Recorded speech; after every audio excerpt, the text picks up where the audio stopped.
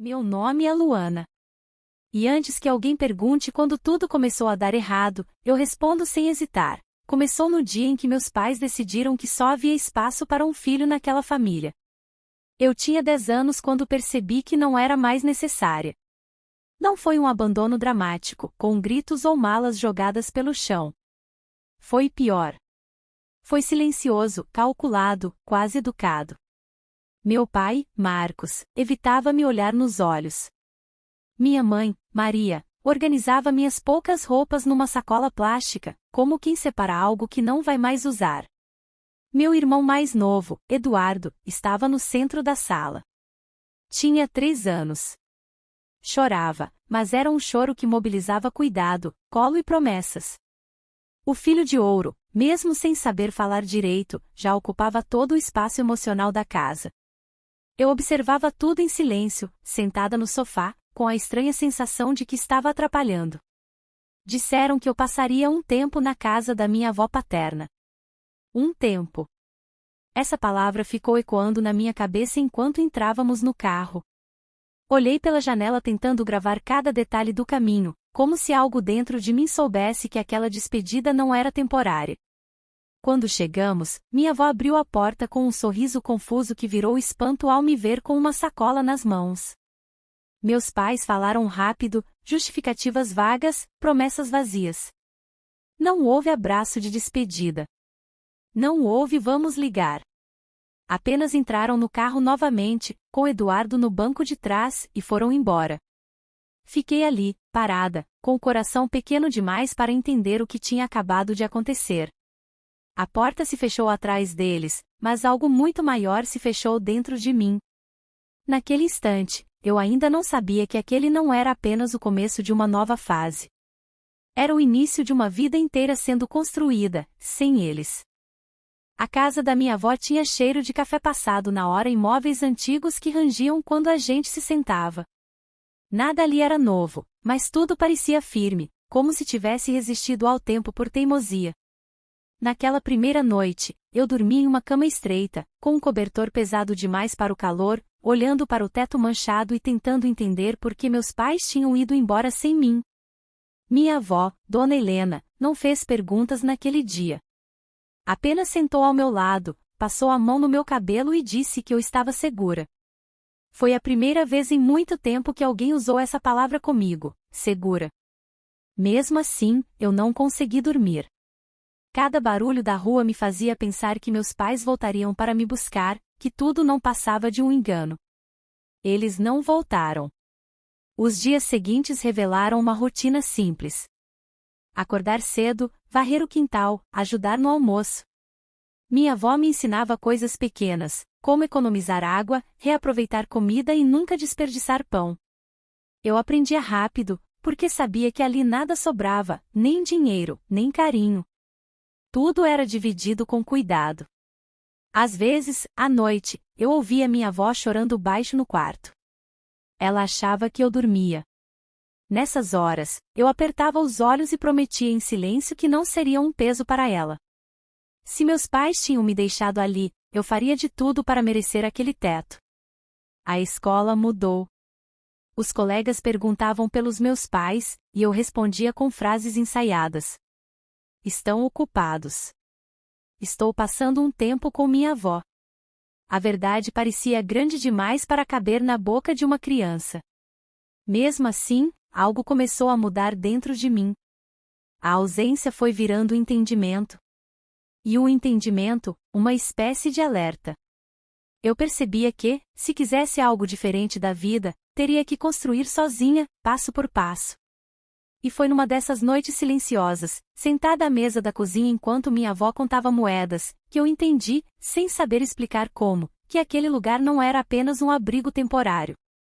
Era o ponto de partida de algo que ainda estava longe de terminar. O tempo não passou devagar.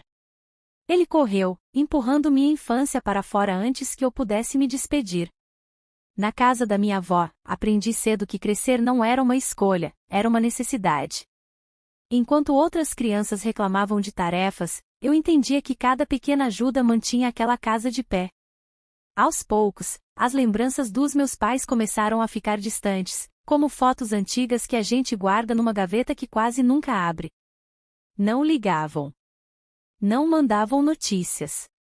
O tempo que eu passaria com a minha avó virou um silêncio definitivo. E esse silêncio doía mais do que qualquer explicação dura. Na escola, eu me tornei observadora. Prestava atenção em tudo, principalmente nas pessoas que pareciam ter o futuro garantido. Eu queria entender como funcionava o mundo daqueles que não precisavam lutar todos os dias para existir. Foi ali que comecei a estudar com mais afinco, não por gosto, mas por sobrevivência. Cada boa nota era uma pequena vitória contra o destino que parecia já ter sido escrito para mim. Minha avó fazia o possível para esconder as dificuldades, mas eu via. Via quando ela fingia não ter fome, quando adiava contas, quando contava moedas pela terceira vez, esperando que magicamente surgisse mais alguma. Aquilo me marcou profundamente.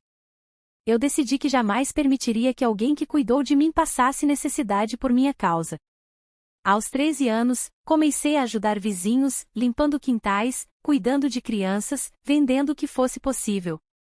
O dinheiro era pouco, mas o sentimento de contribuir me dava uma estranha sensação de controle. Pela primeira vez, eu não era apenas a criança deixada para trás. Eu estava fazendo algo por mim e por ela. Foi nesse período que entendi uma verdade dura: ninguém viria me buscar. Não haveria pedidos de desculpa, nem finais felizes fáceis. Se eu quisesse um futuro diferente, teria que construir com as próprias mãos, mesmo que elas ainda fossem pequenas demais para o peso que carregavam. E enquanto eu juntava moedas em um pote escondido no armário, sem saber exatamente para quê, algo dentro de mim começava a se formar. Um plano silencioso. Um sonho ainda confuso. Mas que, em breve, ganharia um nome, e mudaria tudo. O sonho apareceu de forma inesperada, quase tímida, como se tivesse medo de não ser bem-vindo. Eu tinha 15 anos quando acompanhei minha avó a um posto de saúde. Ela estava com dores fortes, mas insistia em dizer que não era nada. Observei a médica falar com calma, explicar cada passo, segurar a mão dela com respeito. Naquele momento, algo clicou dentro de mim. Não foi admiração. Foi reconhecimento. Eu queria ser aquela pessoa que trazia alívio em meio ao medo. Guardei o pensamento por semanas, como quem guarda um segredo precioso. Até o dia em que tive coragem de dizer em voz alta: Vó, eu quero fazer medicina. Ela me olhou por alguns segundos, em silêncio. Eu já me preparava para a risada, para o "isso não é pra gente". Mas ela apenas respirou fundo e respondeu: Então vamos dar um jeito. A reação do resto do mundo foi diferente. Professores levantaram a sobrancelha. Colegas riram. Alguns diziam que eu devia ser realista. Afinal, eu era a neta criada pela avó, sem pais por perto, sem dinheiro, sem contatos. Um sonho grande demais para uma vida pequena, era o que pensavam. Mesmo assim, comecei a estudar como nunca. Usava livros emprestados, cadernos reaproveitados, e o silêncio da madrugada como aliado. Cada página virada era uma recusa em aceitar o destino que tinham escolhido para mim. Minha avó me observava à distância, orgulhosa e preocupada na mesma medida.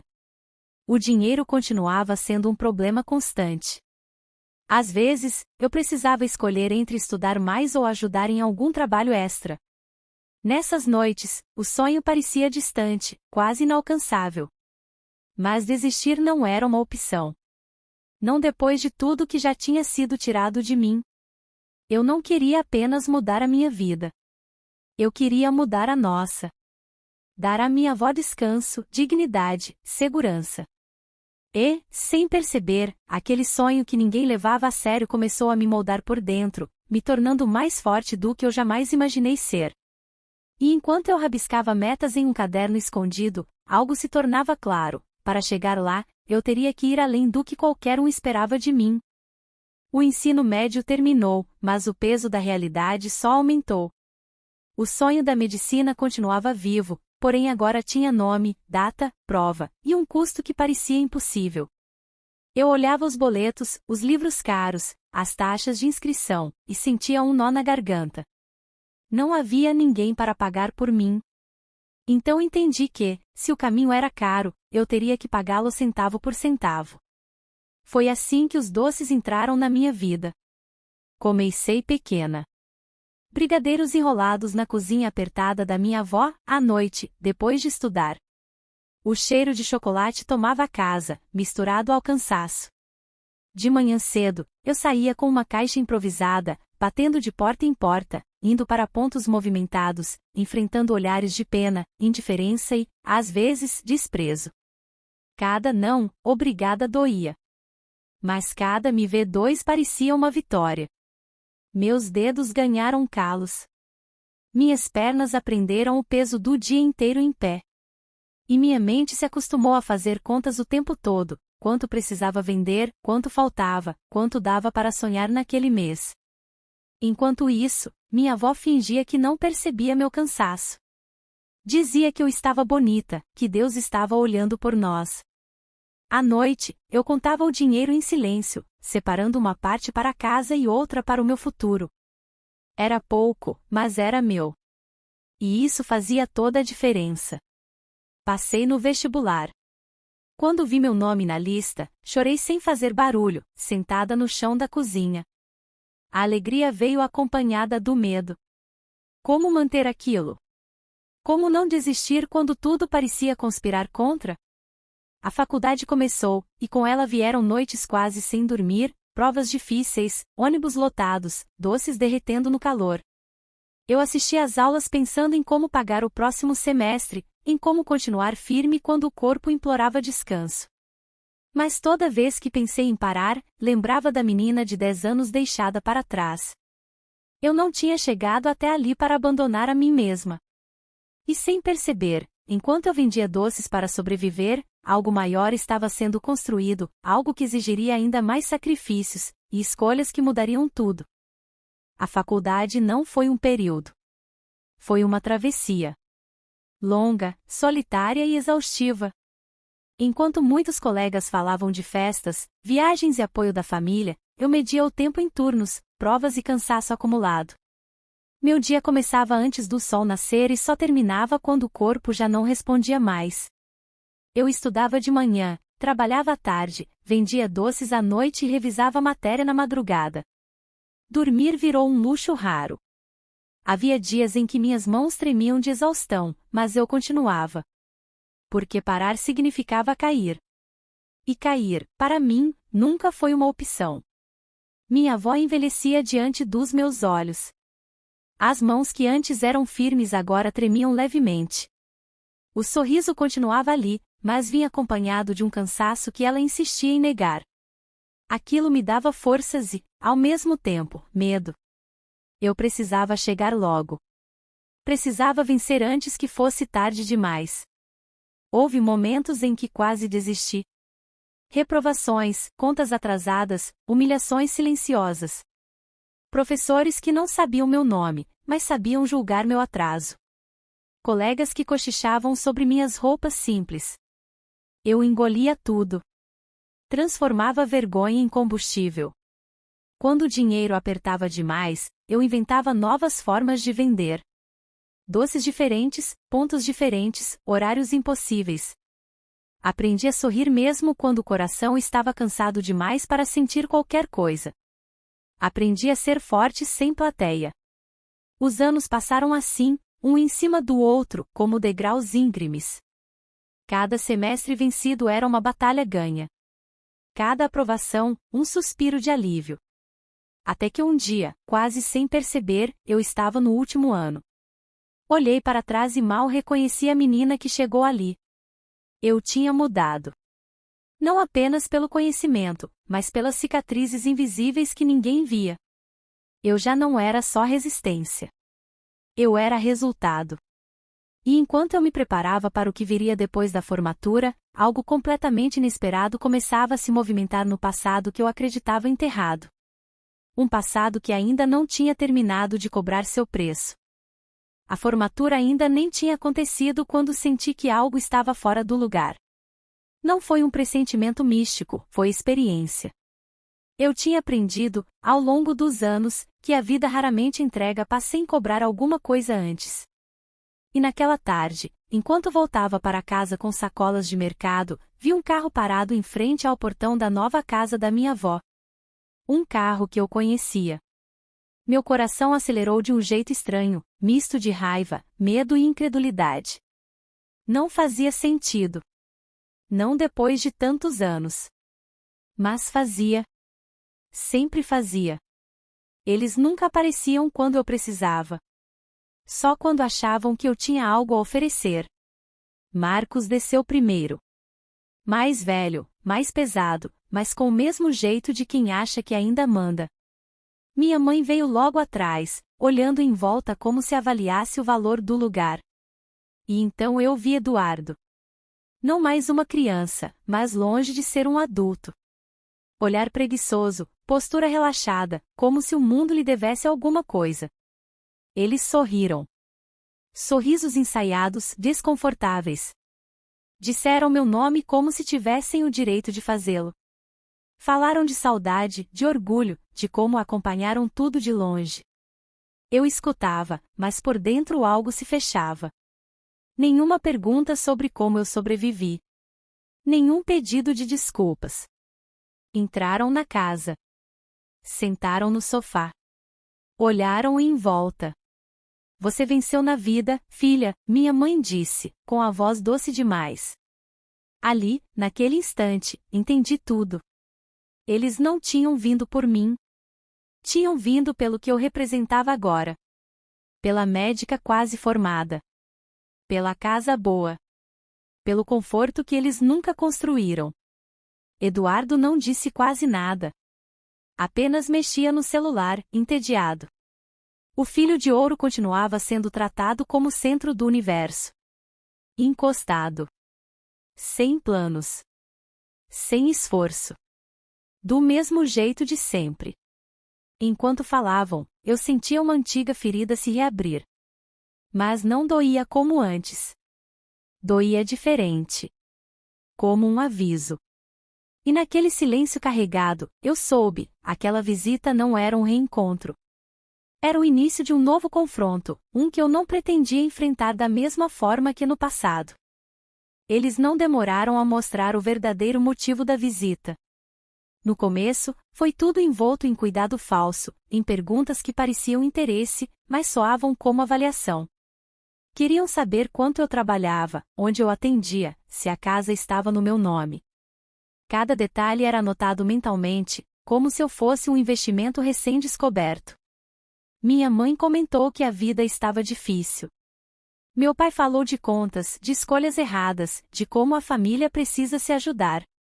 Eduardo continuava calado, espalhado no sofá, como se aquela conversa não fosse sobre ele, mesmo sendo. Quando finalmente falou, foi para reclamar. Disse que não se encaixava em escola nenhuma, que trabalhar não fazia sentido agora, que precisava de tempo para se encontrar. Tempo. A palavra me atravessou como um golpe. Eu pensei em quantos anos eu sobrevivi sem tempo, sem escolhas, sem colo. O pedido veio disfarçado de sugestão. Ajudar financeiramente. Pagar um curso para o Eduardo. Garantir conforto para eles, já que eu tinha condições. Não pediram. Exigiram com educação. Como se meu sucesso fosse uma dívida acumulada ao longo dos anos. Minha avó observava tudo em silêncio, sentada na poltrona. Os olhos atentos, o corpo frágil, mas a presença firme. Eu via nela a mesma preocupação de quando eu era criança, só que agora era diferente. Ela não tinha medo de me perder. Tinha medo de que eles me usassem. Eu sentia algo mudar dentro de mim. Não era raiva. Era clareza. Percebi que aquela situação não tinha a ver com dinheiro. Tinha a ver com limites. Com justiça. Com escolhas que eles fizeram e nunca quiseram assumir. Pedi um tempo. Disse que precisava pensar. Eles aceitaram, mas os olhares entregavam a certeza de que, para eles, a resposta já estava decidida. Afinal, eu era filha. E filha, na visão deles, devia obediência. Devia retorno. Devia gratidão. Naquela noite, não dormi. Fiquei sentada à mesa, encarando documentos antigos, lembranças guardadas, papéis que contavam uma história que eles fingiam não lembrar. Cada folha era uma prova silenciosa do abandono que quase me quebrou. E enquanto o dia amanhecia, eu soube que não seria eu a implorar dessa vez. O próximo passo seria deles, ou meu.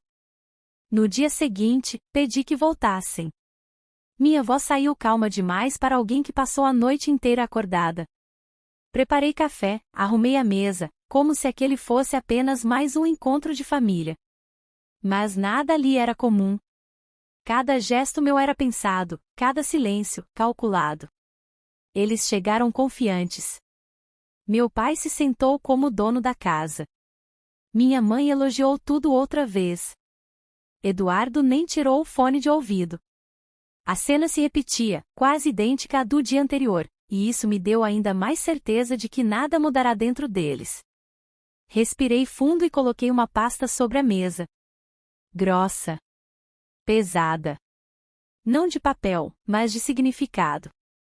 Expliquei que, anos atrás, quando perceberam que eu tinha sido deixada para trás sem qualquer suporte, pessoas de fora intervieram.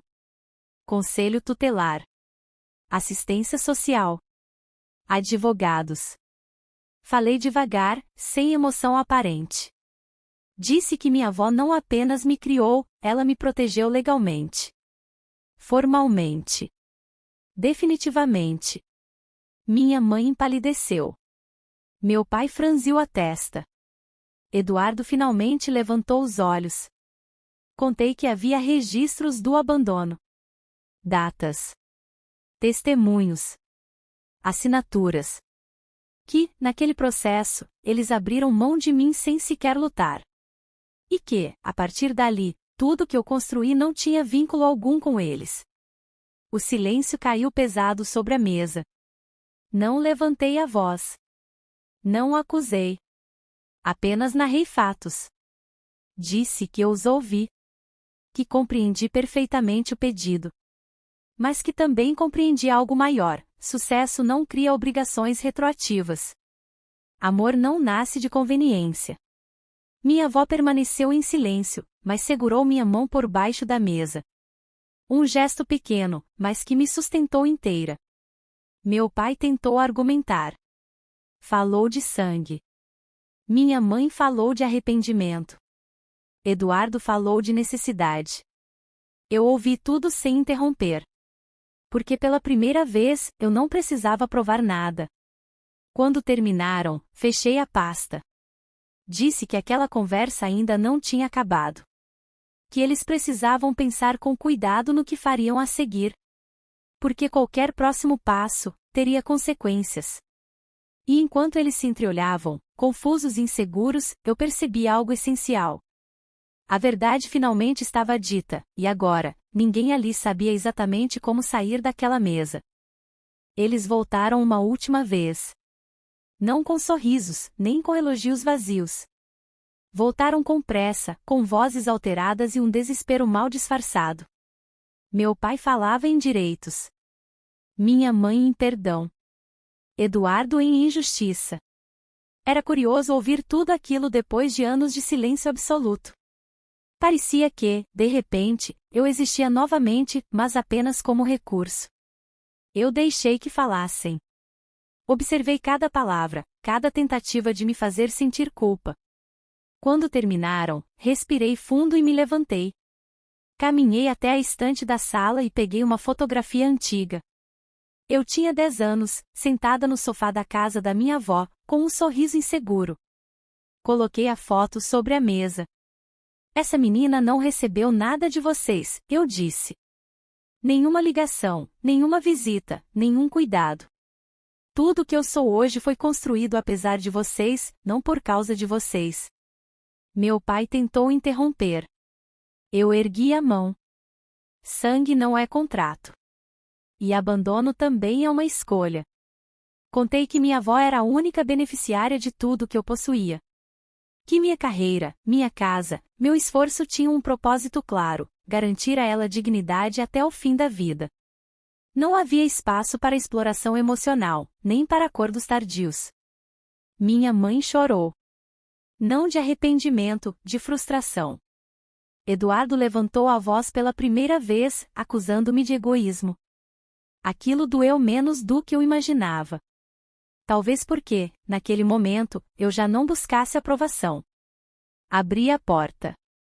Vocês fizeram suas escolhas quando me deixaram aqui, eu disse. Hoje, eu faço as minhas. Eles saíram. Sem gritos. Sem despedidas. Apenas com o peso do que nunca quiseram assumir. Fechei a porta e encostei a testa nela por alguns segundos. Não chorei. O que senti foi algo novo, paz. Uma paz construída com esforço, renúncia e coragem. Minha avó se aproximou, segurou meu rosto e sorriu daquele jeito calmo que sempre teve. Você venceu, minha menina. Naquele instante, compreendi a verdade final da minha história. Eu não fui a filha descartável. Fui a filha que sobreviveu, cresceu e escolheu não repetir o abandono. E enquanto o mundo lá fora continuava igual, dentro daquela casa existia algo que ninguém jamais poderia tirar de mim. A certeza de que eu me escolhi.